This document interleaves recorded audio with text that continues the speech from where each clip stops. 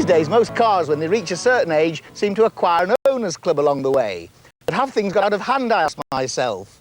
You can understand enthusiasts drooling over rare birds like Jowett Javelins and Armstrong Sidleys, and even such motoring milestones as Morris Minas.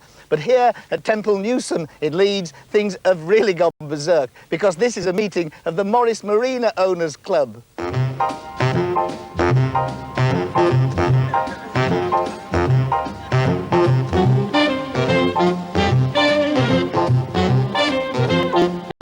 With nearly 400 members, the club's thriving. The Marina was considered boring and old-fashioned even when it was launched in 1971. So why is it that it still attracts a following 21 years later? As a club, we do preach that A, it's not a classic, and B, that yes, it has problems. It has terrible handling problems. We all know about the trunnions.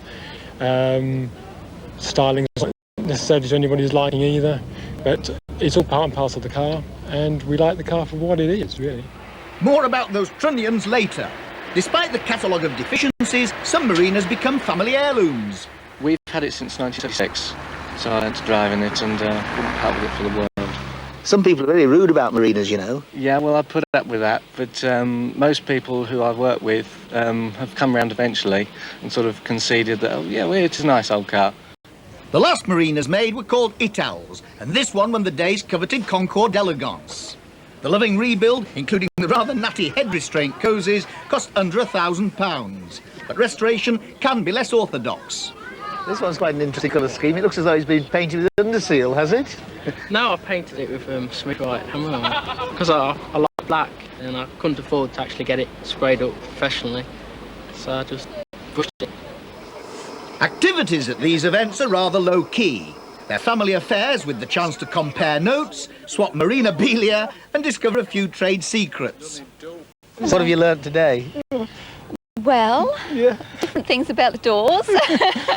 Surprising if you look round, the number of combinations of doors, where they drop the quarter light and stuff like that, the year where it changes. And I mean, we've had problems with our window mechanism, and somebody's put us on the right track today, which will save me chasing British Leyland garages all over the country. Of course, with any owners' club, there's a lot of associated paraphernalia, and Marina owners are no different. There's an umbrella, a T-shirt, and of course, a newsletter. There are articles in here telling you how to take a Marina to pieces and put it back together again, and a car's for sale. The prices aren't as daunting as many other owner clubs. You can get one for £100 and another for £250. And there's advice on that dreaded Marina ailment, trunnion trouble. Although it's not terminal, trunnion trouble can be dangerous, as the part's a weak link in the front suspension which can affect the steering.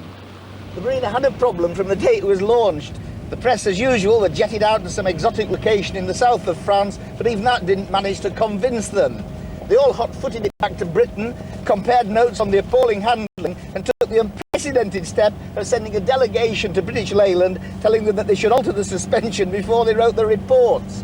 Some modifications were made, but the contraption left a lot to be desired when confronted by a corner. And it's still just as hard stopping today.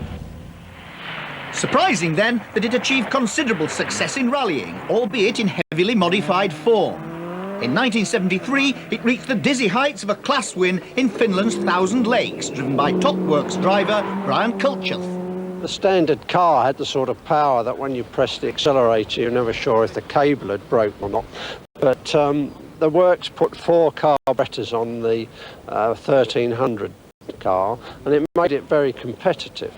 The main work needed to go into the suspension, which in standard form, anything over 50 was pretty hairy. But to get a sort of class win in something like the Thousand Lakes says very much about the car's handling, because the Thousand Lakes is the fastest forest rally in the world. At this event, Brian was highly occupied, giving consultations to owners who seemed anxious to pick up a few Marina tuning tips. During the afternoon, some Austin Allegros invaded the proceedings. It's amazing what a following some of these old family cars are acquiring, along with a degree of healthy rivalry between the models. I wouldn't dream of owning a Marina, to be quite honest with you. Why? I think they're really square and they've not got any style to them at all. Compared with the Allegro, no comparison at all. It looks in good nick. Have you done a lot to it? Not really. It was an elderly gentleman that had it before me, so it was like this one. I've had it. I've polished it up since, obviously.